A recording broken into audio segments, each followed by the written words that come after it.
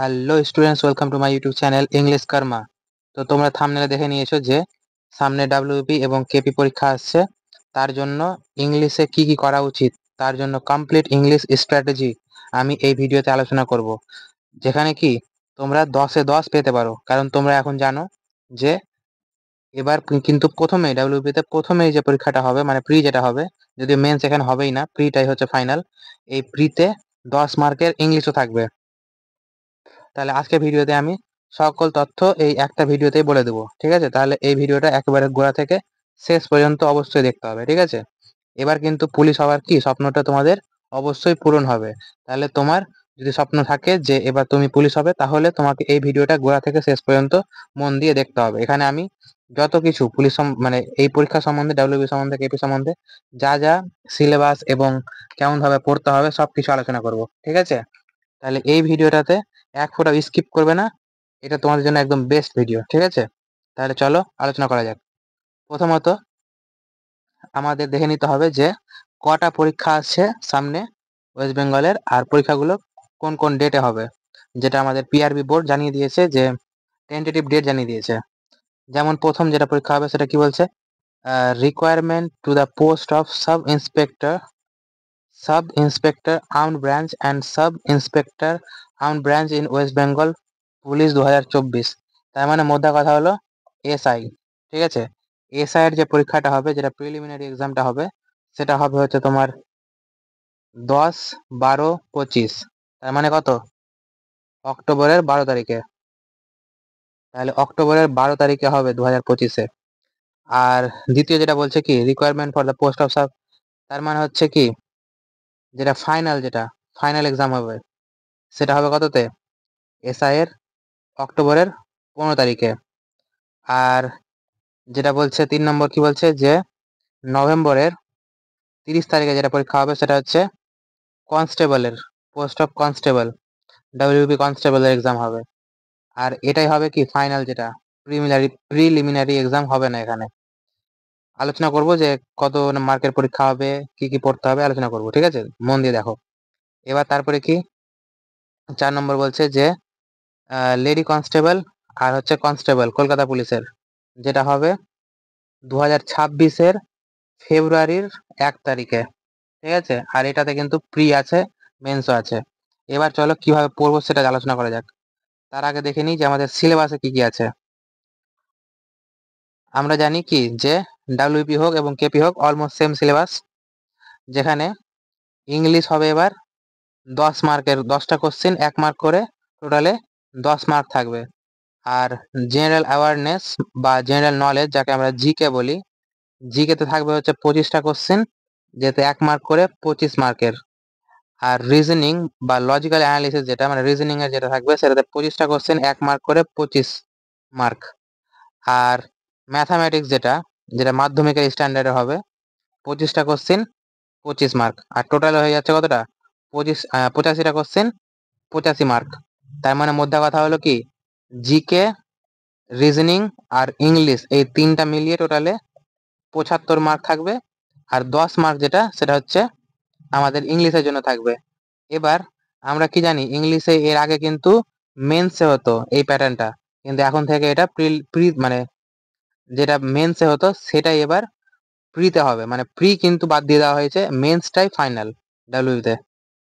এবার তারপরে চলো সিলেবাসে দেখতে পাচ্ছ লেখা আছে ইংলিশের মধ্যে ভোকাবুলারি, গ্রামার, সেন্টেন্সেস স্ট্রাকচারিং, তারপরে synonym, antonym, comprehension, fill in the blanks, direct indirect speech, passive active voice, idioms and phrases. এগুলো হচ্ছে ইংলিশের সিলেবাসে, যেটা অফিসিয়াল সিলেবাসে লেখা আছে। জিকের সিলেবাস এটা দেখতে পাচ্ছ, হিস্ট্রি, পলিটি, দেখে নেবে। তারপর এটা পিডিএফটা আমি কিন্তু আমার টেলিগ্রাম চ্যানেলে দিয়ে দেবো। আমার টেলিগ্রাম চ্যানেলটা তোমরা নিচে দেওয়া ডিসক্রিপশন থেকে জয়েন করে দেখে নেবে, এই পিডিএফ এ সব লেখা আছে, দেখে নেবে। আর রিজনিং এর সিলেবাস হচ্ছে এই কটা, আর ম্যাথের সিলেবাস হচ্ছে এই কটা, ঠিক আছে? এর মধ্যে যেগুলো তোমার জিওমেট্রি, তারপর মেনসুরেশন তো আছে, এর মধ্যে জিওমেট্রিটা থাকে না। মানে এক কথায় বলতে গেলে অ্যাডভান্সের যে চ্যাপ্টার গুলো সেগুলো থাকে না, অ্যারিথমেটিক গুলো থাকে। কিন্তু অ্যারিথমেটিকের মধ্যে শুধু অ্যাডভান্সের মধ্যে যেটা অ্যালজেব্রা আর মেনসুরেশন আর কোয়াড্রেটিক ইকুয়েশন আর অ্যাভারেজ, এই 3টা চ্যাপ্টার শুধু অ্যাডভান্সের মধ্যে পড়ে, ঠিক আছে। এবার তারপরে চলো,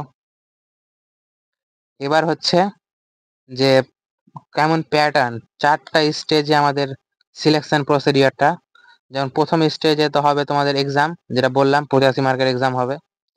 তারপর সেকেন্ড স্টেপে তোমরা এটা যদি পাস করে যাও তাহলে তোমাদেরকে পিএমটি বা ফিজিক্যাল মেজারমেন্ট টেস্ট ডাকা হবে, মানে তোমার রান, হাইট, চেস্ট এগুলো মাপা হবে। আর থার্ড স্টেজে যদি এটা পাস করে যাও তাহলে তোমাদেরকে ফিজিক্যাল ফিটনেসের জন্য রান করানো হবে, ঠিক আছে। তারপরে ফোর্থ স্টেজে ইন্টারভিউ, এই সব পাস করার পরে ইন্টারভিউ হবে। এবার ইন্টারভিউ এর মধ্যে যে 85 মধ্যে যে 15 মার্ক থাকছে 100 করতে, তাহলে ওই 15 মার্ক তোমাদেরকে এখানে ইন্টারভিউ থেকে দেওয়া হবে। মানে ওভারঅলে এইগুলো থেকে পুরো কি বলে অ্যানালিসিস করে তোমাদেরকে এই 15 মার্ক দেওয়া হবে। এবার তারপরে ফাইনাল যেটা মেরিট লিস্ট বেরোবে সেখানে যদি তোমাদের নাম থাকে তাহলে কিন্তু তোমাদের সিলেকশন একেবারে হয়ে গেল, ঠিক আছে। তারপরে চলো, এরপরে আমি প্রিভিয়াস ইয়ার কোশ্চেন গুলো দেখেছি এবং প্রিভিয়াস ইয়ার কোশ্চেন দেখার পরে ইংলিশে যে টপিক গুলো আছে এবং প্রত্যেকটা টপিক থেকে কতটি করে কোশ্চেন এসছে সেটা আমি দেখো এখানে চার্ট একটা বানিয়েছি। যেমন টপিক দেখো লেখা আছে preposition, synonym, antonym, idioms, one word, spelling, fillers, narration, voice, active, article, তারপরে এরার্স। এই কয়েকটা চ্যাপ্টার থেকে কোশ্চেন এসছে। যেমন 2008-এর যদি কথা বলি তাহলে 2008-এ দেখো প্রিপোজিশন থেকে 4টা কোশ্চেন এসেছিল।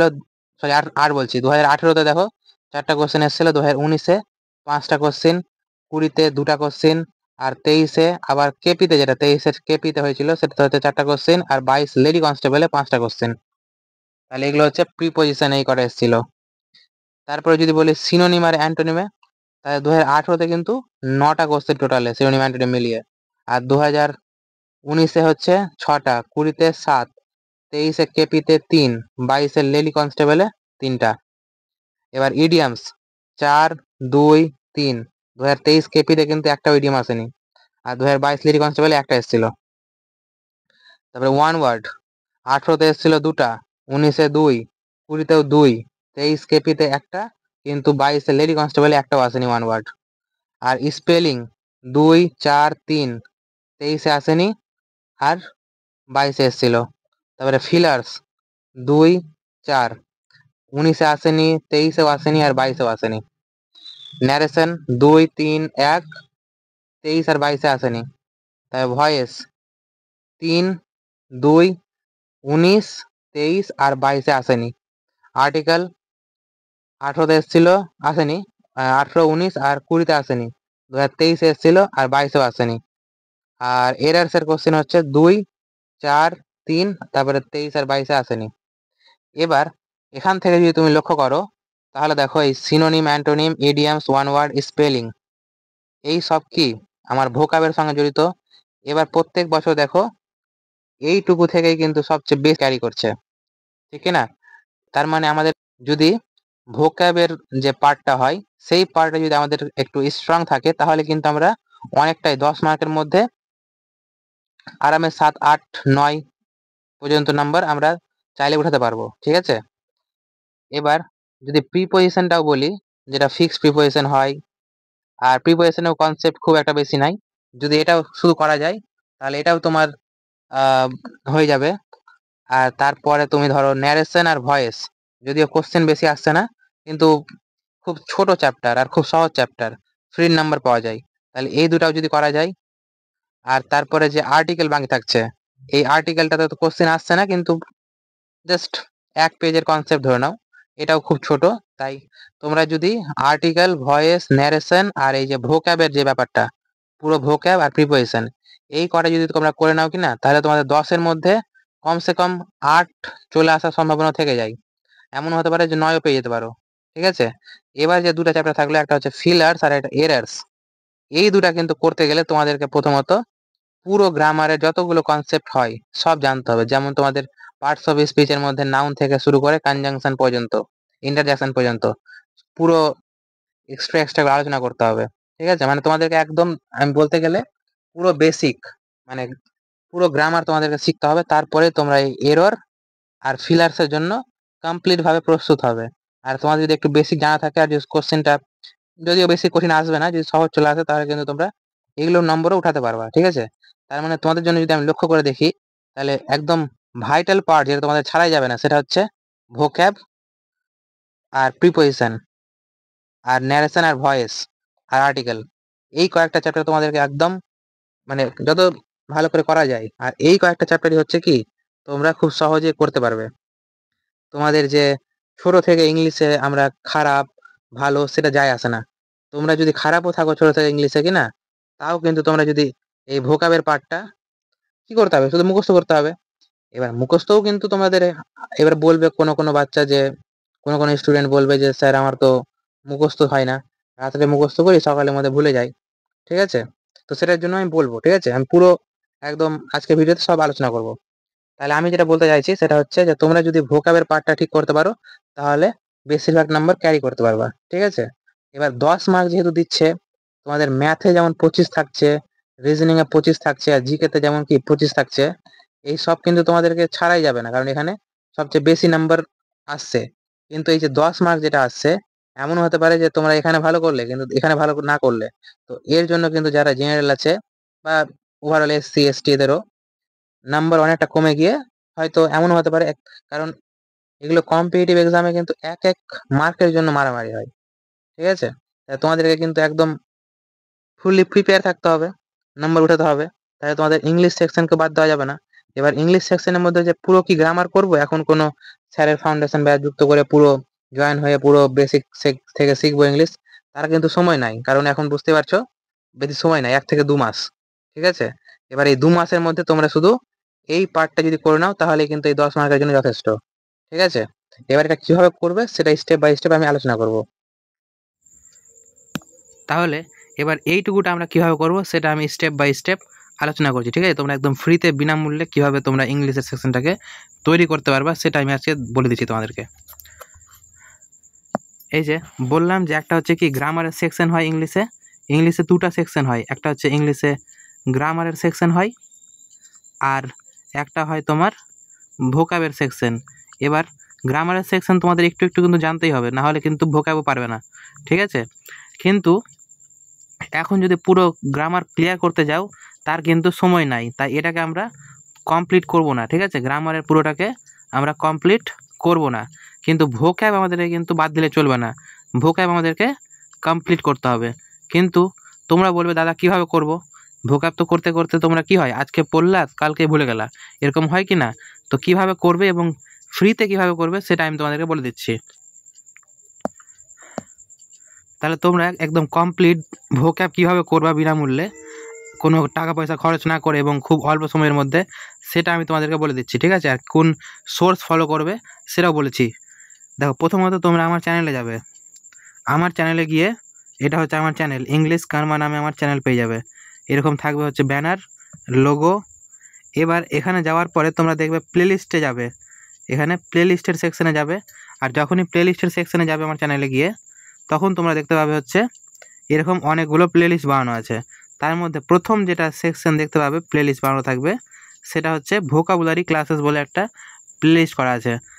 এখানে আমি কিন্তু ভোক্যাবের যা যা আসে, ভোকাবে কেমন কেমন প্রশ্ন আসতে পারে, বিগত বছরে কেমন প্রশ্ন এসেছে, সেগুলোকে পুরো অ্যানালিসিস করে এবং কি কি মোস্ট ইম্পর্টেন্ট ভোক্যাব সেগুলো আমি এখানে করাচ্ছি।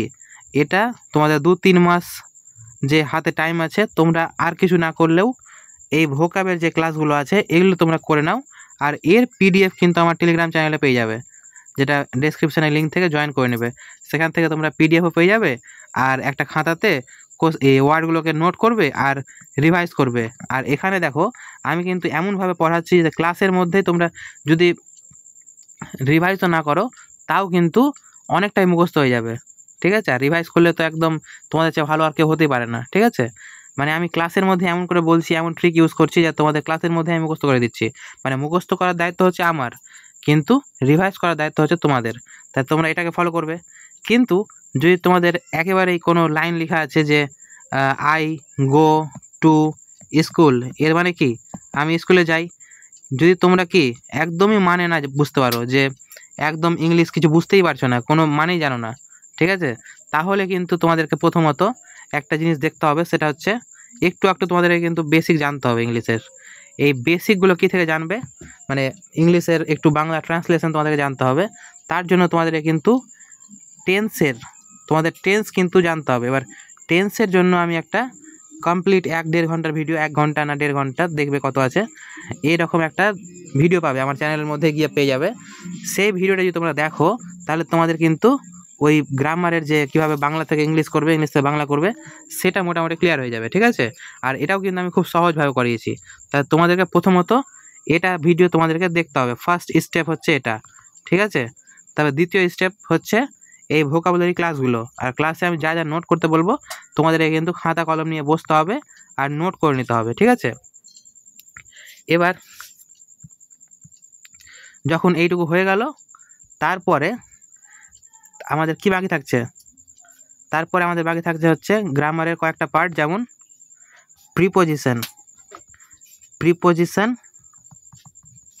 আর হচ্ছে আর্টিকেল, ভয়েস আর ন্যারেশন, এই 4টা টপিক। আর এই 4টা টপিক হচ্ছে কি আমি এমনভাবে করাবো মানে যাতে অল্প সময়ের মধ্যে তোমরা বেশি নাম্বার ক্যারি করতে পারো, ঠিক আছে। সেইভাবে আমি 4টা ক্লাস করিয়ে দেবো। সেই 4টা ক্লাস তোমরা দেখে নেবে। এখনও করাইনি, 4টা ক্লাস আমি ইউটিউবে ফ্রিতে করিয়ে দেবো, এগুলো দেখে নেবে। তাহলেই কিন্তু তোমাদের যে ডাব্লিউবিপিতে যে ইংলিশের সেকশনে 10 মার্ক আসছে, এই 10 মার্কের মধ্যে অলমোস্ট 8 মার্ক তোমাদের কিন্তু পাক্কা হয়ে গেল, ঠিক আছে। কিন্তু যদি তোমাদের একটু ভালো করে রিভাইজ করে থাকো তাহলে 10-এ 10ই পেয়ে যাবে। আর যদি তোমাদের আগে থেকে একটু জানা থাকে ইংলিশ, একটু যদি গ্রামার জানা থাকে, তাহলে তো আরও ভালো, তাহলে তো একদম ফুল মার্ক, ঠিক আছে। তাহলে এটা হয়ে গেল আমাদের আজকে ইংলিশ স্ট্র্যাটেজি। আমি পুরো কমপ্লিট বলে দিলাম যে তোমাদের কী করা উচিত, একদম কমপ্লিট রোড ম্যাপ, ঠিক আছে। তাহলে অবশ্যই তোমরা এগুলো ফলো করো।